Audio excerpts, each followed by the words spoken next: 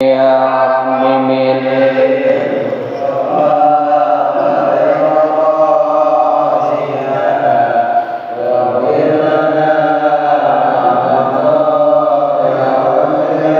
Bismillahirrahmanirrahim. Qala al-muallif rahimahullah wa nafa'ana wa nafa'ani bi'ulumi fid darin amin. Qala, kita lanjutkan surah Al-Baqarah ayat 44. A'udzu billahi minasy syaithanir rajim. Bismillahirrahmanirrahim. Allah Subhanahu wa taala berfirman, Ata'muruna an-nasa bil birri wa tansawna anfusakum wa antum tatlunal kitab afala ta'qilun. Wasta'inu bis sabri was salah wa innaha lakabiratun illa 'alal khashi'in. Dalam surah Al-Baqarah Allah berfirman, apakah engkau memerintahkan kepada manusia, ata'murunan nasa, kenapa engkau memerintahkan kepada manusia, wahai ahlul kitab, bil birri, dengan bentuk birrun, kebaikan.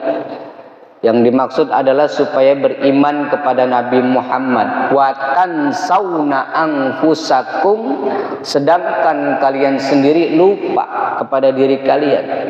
Yang artinya mereka ini memerintahkan agar manusia itu beriman kepada Nabi Muhammad, tapi mereka sendiri enggak mau beriman, enggak mau mengakui Muhammad adalah Nabi terakhir. Wa antum tatslunal kitab, padahal kalian itu membaca kitab itu. Wa antum tatslunal kitab ay at-taurah, padahal kalian semua itu tahu dan membaca diisi kitab Taurat tersebut perintah untuk beriman kepada Nabi Muhammad. Nah, ini ayat ditujukan asbabun nuzulnya adalah kepada kaum Bani Israel. Kaum Bani Israel itu anak cucunya atau keturunannya Nabi Yakub bin Ishak, yaitu orang-orang Yahudi yang memang orang-orang Yahudi itu diberikan kepandaian oleh Allah. Nah, orang-orang Yahudi ini dikasih kepandaian oleh Allah Subhanahu wa taala, cuman ilmunya, kepandaiannya banyak diselewengkan. Dikasih pinter, pinterannya dipakai buat kejahatan. Itu orang-orang Yahudi. Dan juga mereka pinter-pinter, belagunya minta ampun, sombongnya luar biasa. Orang Israel, orang-orang Amerika, belagunya minta ampun. Ya, sok paling kuasa di dunia. Makanya terus bersekutu tuh Israel, Amerika, dan kaum-kaum Yahudi lainnya. Sampai sekarang itu bersekutu. Bagaimana supaya caranya Islam itu hancur. Pintar mereka. Tapi mereka diapain? Dimurkai oleh Allah. Al-Maghdub. Kenapa? Karena ilmunya itu dipakai apa? Untuk kesombongan. Ilmunya dipakai untuk kejahatan. Berbuat makar. Makanya sampai sekarang kan Palestina sampai sekarang belum pernah aman dan tentram. Ya kemarin mah cuman kamuflase aja tuh, bohong-bohongan, gencatan senjata. Tapi ujung-ujungnya dibom juga. Terakhir jamaah haji Yaman yang sudah terbang itu di pesawatnya diapain? Dibom oleh Israel. Dan udah, dunia nggak gempar. Kenapa? Ya karena memang sekutunya mereka-mereka orang itu. Ya kita juga makanya Islam ini jangan gampang diadu domba. Dengan apa? Dengan gaya-gaya mereka. Sebab mereka itu tidak akan pernah ridho sama umat Islam selama Islam itu berkembang. Walan tarda ankal yahudu walan nasara hatta tattabi'a millatahum. Mereka itu tidak akan ridho, orang-orang Yahudi, orang-orang Nasrani. Jadi terus bersekutu. Bagaimana cara mereka untuk selalu menguasai dunia. Dan nggak boleh ada yang ngalahin mereka. dan mereka tidak akan pernah ridho dengan Islam hatta tattabi'a millatahum, sampai umat Islam ini ke bawah pengaruh gaya hidupnya mereka. Gaya-gaya orang Indonesia sendiri sudah lupa kadang-kadang dengan budaya sendiri, budaya timur kita, budaya Jawa kita, budaya Padang kita, budaya Madura kita. Sudah banyak ngikut-ngikutin gaya luar negeri, dari gaya pakaian, makanan. Kalau dulu mah makan pakai apa namanya, kalau zaman dulu lebaran tuh, kue lebaran, rengginang, ya berarti ya, rengginang masih ada, sagon. Kalau dulu mah sagon ya Pak. Baik-baik kalau makan sagon jangan sambil ngomong, muncrat ke mulut orang, ngebul. Sekarang udah jarang. Kenapa engkau memerintahkan kepada manusia, wahai ahlul kitab? Mereka memerintahkan umat orang-orang itu untuk beriman kepada Nabi Muhammad. Wa tansawna anfusakum.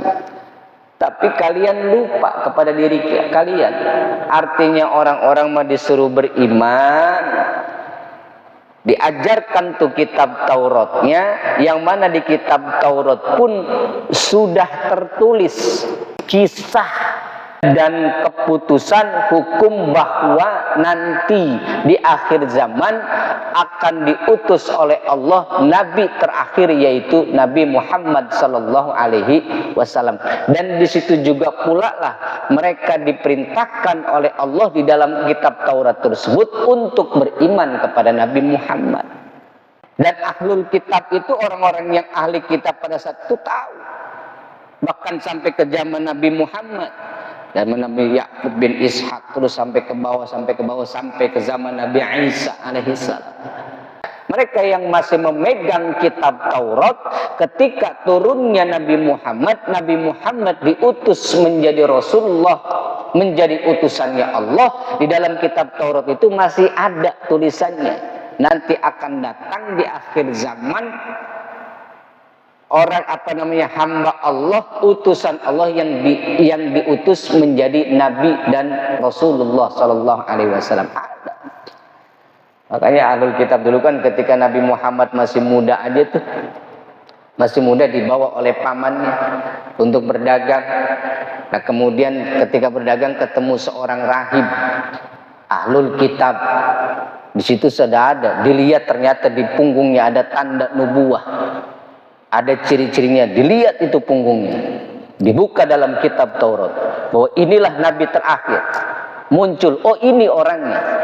Tapi apa kata orang tersebut? Hati-hati nih anak muda ini, jaga baik-baik, karena ini banyak nanti banyak yang ingin membunuh dia.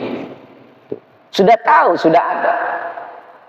Maka pada saat itu Nabi Muhammad dijaga oleh mulai dari kakeknya, pamannya. Tapi ketika itu ketika mereka diperintahkan untuk beriman kepada Nabi Muhammad, ahlul kitabnya sendiri banyak yang yang ingkar. Wa tansawna anfusakum wa antum tatslunal kitab. Ada dibaca dalam kitab Tauratnya. Jadi turunan-turunan Yahudi emang dari dulu banyak, sampai sekarang pun ya masih ada. Sampai sekarang pun masih ada. Israel sampai sekarang nggak pernah mau ngalah. Afala takilun, apakah kalian tidak berakal? Su'a fi'likum fatarji'una jufa jumlatun nisyan alal mahallil istifham al-inkari. Maka kalimat atamuruna nasa bil birri di sini adalah kalimat hamzahnya istifhamiyah tapi bermakna inkar. Pertanyaan yang sifatnya pengingkaran. Bukan apakah kalian memerintahkan manusia, bukan begitu. Tapi kenapa kalian memerintahkan manusia, tapi kalian sendiri nggak ngejalani. Nah kita pun sama kena orang-orang yang beriman. Kita hidup di zaman Nabi Muhammad, kena nggak? Kena. Ya ayyuhalladzina amanu lima taqulu ma la taf'alun.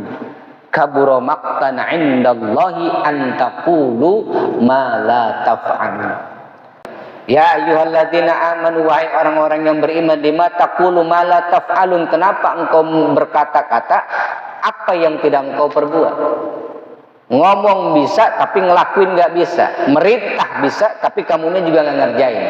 Kaburo maktan, kata Allah hukumnya, kaburo maktan indallah an taqulu ma la taf'alun. Dosanya gede, dosa besar ketika engkau mengucapkan, berkata kepada orang lain sementara kamu sendiri nggak mengerjakan.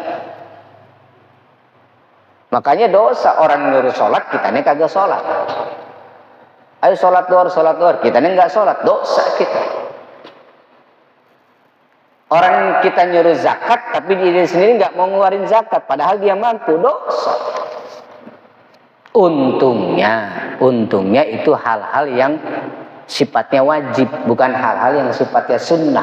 Kalau sunnah mah ngasih taunya aja dapat pahala walaupun dia nggak ngerjain sunnah yang itu.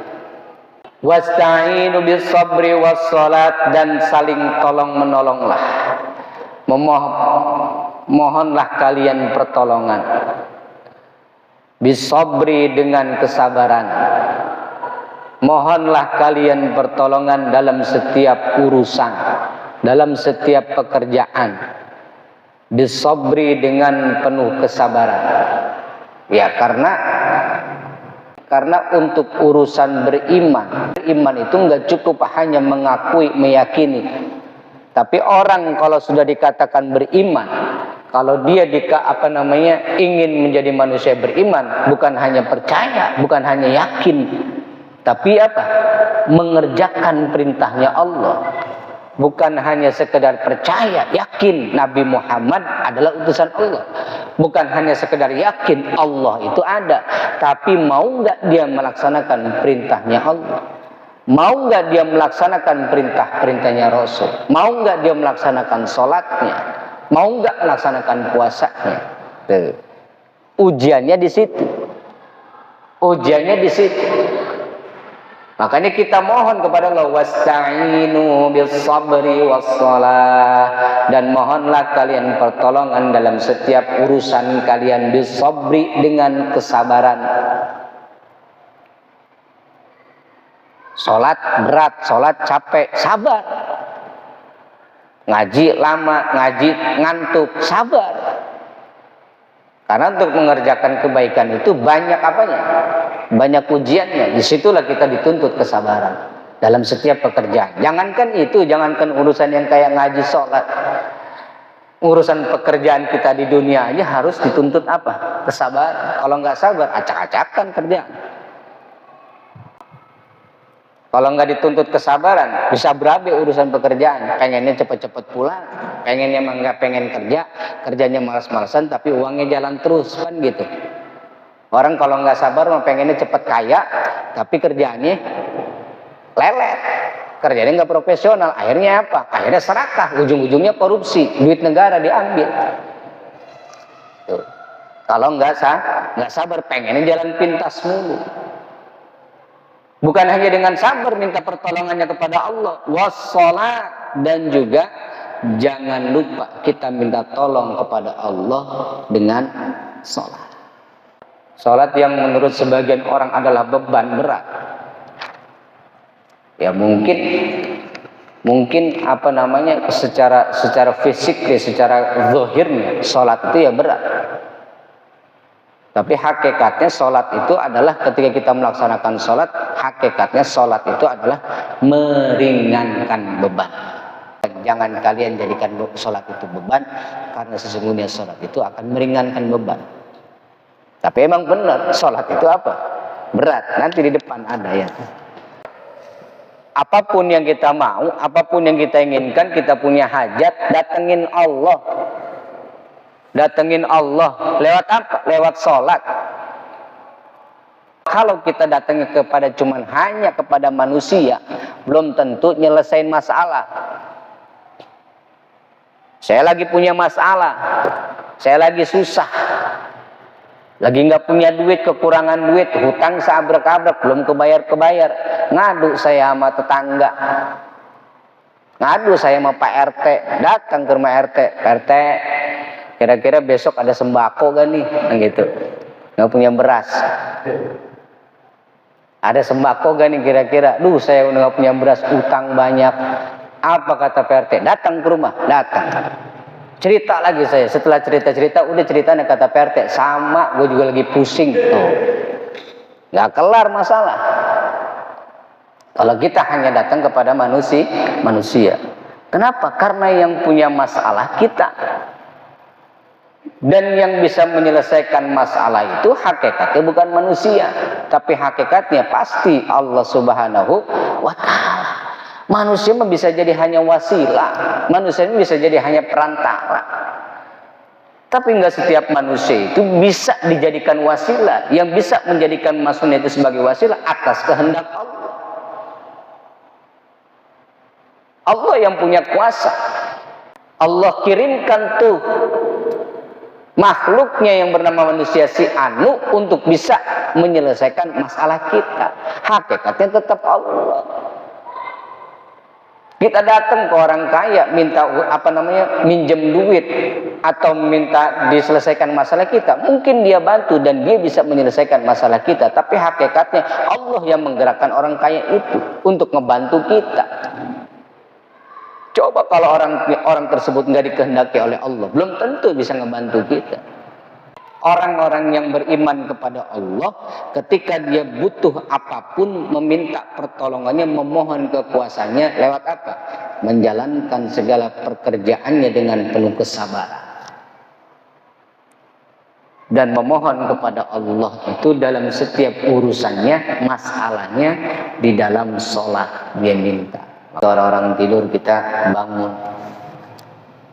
Alhamdulillah Ustadz, saya mah sering kalau setiap malam bangun, atau yang bangun apanya. Datang kita minta maaf. Walaupun setiap malam kelihatannya kita melek, tapi bisa jadi meleknya pun lagi berzikir. Bisa jadi kita nggak tahu. Intinya kita datang kepada Allah, memohon pertolongan kepada Allah dengan penuh kesabaran dan juga dengan sholat. Karena sholat itu, dibalik sholat itu hikmahnya adalah apa? Disitulah Allah akan hapuskan dosa-dosa kita dan juga Allah akan turunkan rahmat kepada kita. Tuh. Dan kita sabar kalau hari ini apa yang kita pengenin, hajat kita belum dikabul oleh Allah Subhanahu wa ta'ala. Kenapa demikian? Karena kemungkinan besarnya kita masih banyak utang sama Allah. Karena kita masih banyak hutang. Hutang apa? Dosa-dosa kita. Yang kemarin-kemarin kita nggak sholat waktu masih masa mudanya. Yang kemarin-kemarin kita nggak puasa masih masa mudanya. Sementara di umur 40-50 kita baru mengerti, oh pentingnya sholat, oh faedahnya sholat, oh kewajiban sholat. Baru kita mengerti dan disitulah kita baru mulai itu belajar istiqomah. Belajar istiqomah sholat, belajar istiqomah ibadah. Di situ kita merasa mendapatkan ketenangan. Tapi ketika kita minta hajat kepada Allah, memohon ini dan itu kepada Allah, Allah belum mengabulkan. Nah itu harus sabar. Apa kata Allah? Bukan aku nggak mau mengabulkan, tapi sholatmu ini, sholatmu yang itu dan yang kemarin-kemarin ini, itu sebenarnya sudah diberikan untuk pengampunan dosa-dosamu yang lalu. Masih banyak utang kita. Dosa-dosa kita yang kemarin dibersihin dulu tuh, lewat sholat, lewat puasa, lewat ngaji, bahkan lewat sakit dibersihin dulu. Jadi tenang kalau hari ini kita belum dikabul oleh Allah hajat-hajat kita, karena kalau nanti sudah bersih, Allah bisa jadi akan memberikan yang terbaik untuk kita. Jadi jangan ketika kita minta sesuatu, memohon hajat sesuatu kepada Allah, apa kata kita? Ya Allah, padahal saya setiap hari sedekah, setiap hari sholat 5 waktu, bahkan saya sholat tahajud, sholat duha, sholat tasbih. Tapi kenapa ya Allah yang ini belum diijabah? Bisa jadi untuk penebusan dosa dulu. Dan bisa jadi ketika kita minta yang kita inginkan, Allah nggak ridho. Karena kita nggak tahu, tapi nanti Allah akan menggantikan sesuatu yang di luar dugaan kita, yang memang itulah yang Allah ridhoi. Dan ketika kita menerimanya karena iman kepada Allah, maka kita pun akan menerimanya dengan penuh keridhoan. Oh iya ya, coba kalau kemarin saya maksain pengen dapat ini, coba kalau itu kemarin saya paksain, ternyata begini kejadiannya itu.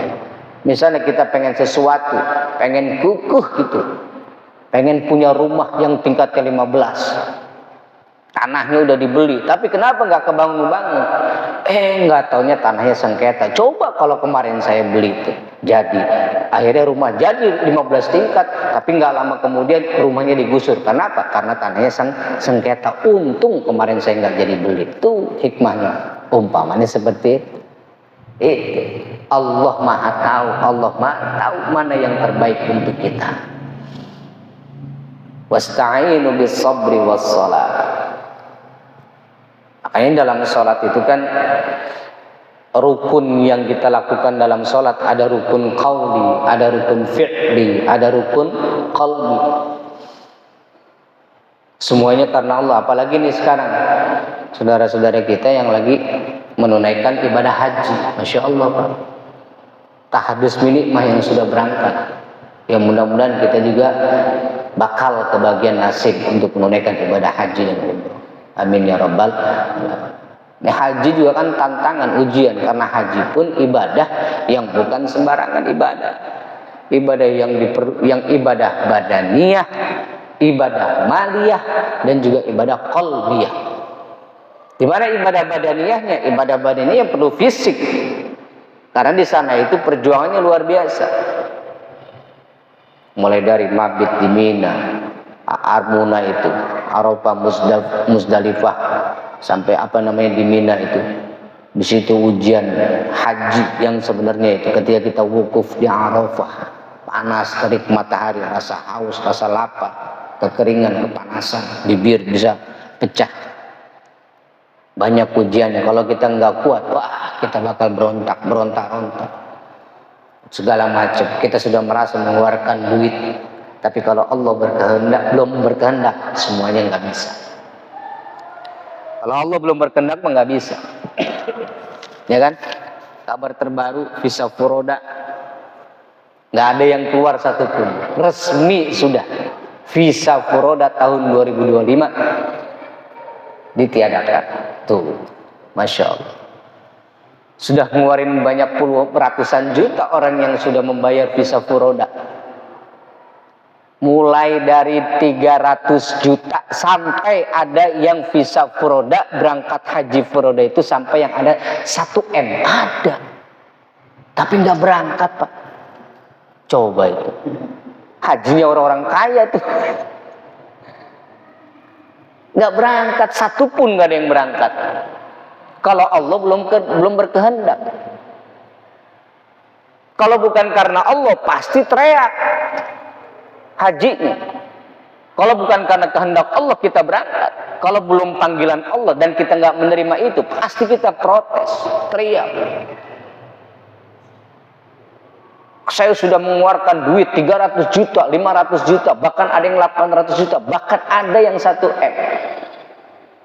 Yang hotelnya itu pas banget depan masjid. Yang tenda Arafahnya pun yang ber-AC. Tapi kalau Allah belum kehendak, selesai. Main ada aki-aki Pak Nur, mau berangkat haji, udah di bandara mau naik pesawat. Ini kalau Allah belum berkehendak nih. Kalau Allah belum berkehendak, kalau Allah belum manggil dia, hakikatnya kan begitu. Mau berangkat, mau masuk pesawat, tiba-tiba dia ngerasa ada bisikan. Apa kata dia tuh di bisikannya? Katanya ini dia ngerasa nih ada bisikan, kalau maksain untuk berangkat, padahal lu di bandara tinggal masuk pesawat. Kalau maksain berangkat, bakalan mati di sono. Itu si aki-aki dibisikin kayak gitu, nggak tahu bisikan dari mana. Ya Allah, akhirnya tuh aki-aki nggak jadi berangkat Pak, pulang lagi ke kampungnya. Ya Allah, itu kalau Allah belum berkehendak ya begitu. Terlepas dia mendapat bisikan dari siapa, dari makhluk halus atau jin atau syaitan atau malaikat, Allah. Tapi kalau orang sudah Allah panggil, walaupun ibarat kata ada bisikan mati di sono, berangkat kalau Allah sudah panggil. Meninggal di sana, meninggal dalam keadaan haji, Masya Allah, husnul khotimah. Tapi kalau Allah sudah izinkan berangkat, dia termasuk pesawat pesawat yang membawa jamaah haji yang di Yaman itu yang dibom oleh Israel. Masya Allah. Satu pesawat dibom sama Israel. Tapi kalau Allah sudah mengizinkan, menghendaki, maka tidak ada satupun yang dapat menghalanginya. Betul atau betul? Ada orang Libya yang ketinggalan pesawat. Jamaah haji, satu orang Libya nih, namanya si Ammar kalau nggak salah tuh.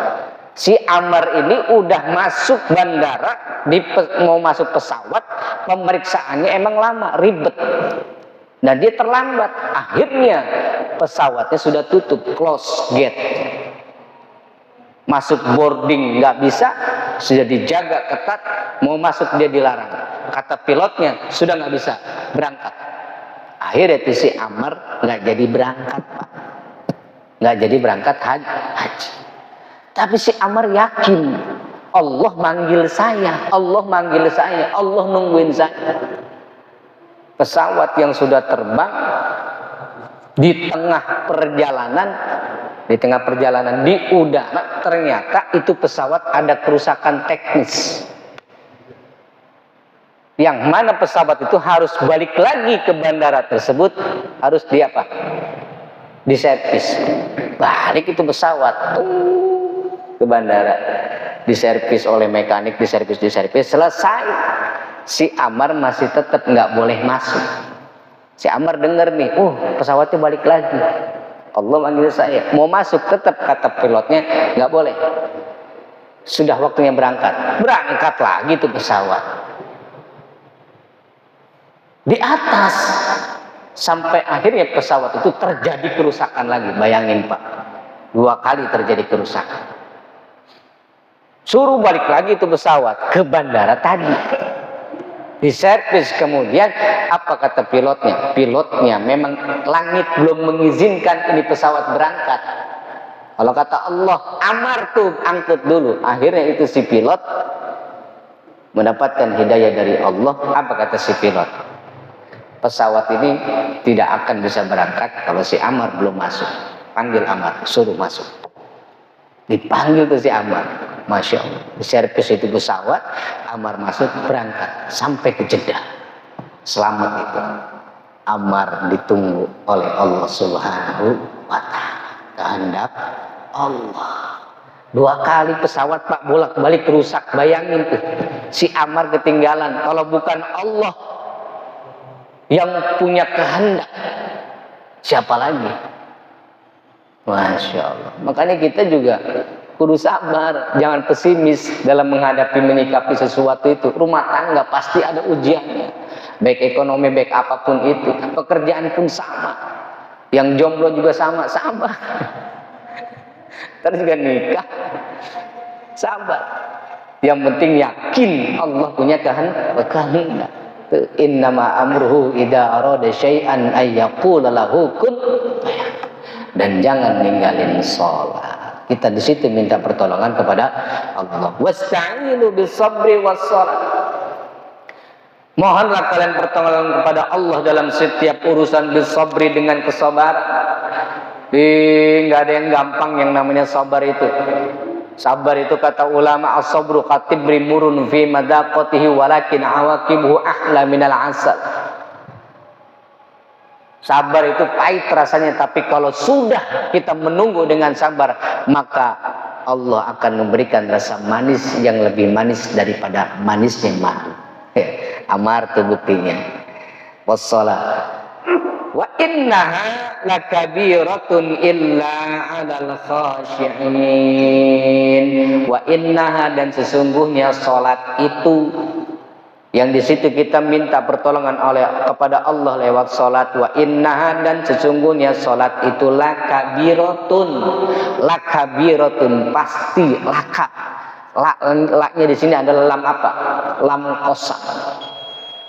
Artinya lakabiratun, yang memang benar-benar salat itu adalah pekerjaan yang berat, yang besar dan dipanggulnya itu berat. Lakabiratun, sholat itu adalah pekerjaan yang sangat berat, yang sangat besar. Makanya sholat itu benar, kalau kata kebanyakan orang itu ya berat. Illa alal khashi'in, kecuali bagi orang-orang yang khusyuk. Ya insya Allah kita termasuk orang-orang yang tidak berat di dalam sholatnya. Allah gampangin, Allah mudahin. Yang penting kita sabar dalam setiap urusan dan jangan pernah meninggalkan apapun yang kita kerjakan ini kecuali digunakan untuk ibadah kepada Allah Subhanahu wa ta'ala. Wallahu a'lam bishawab.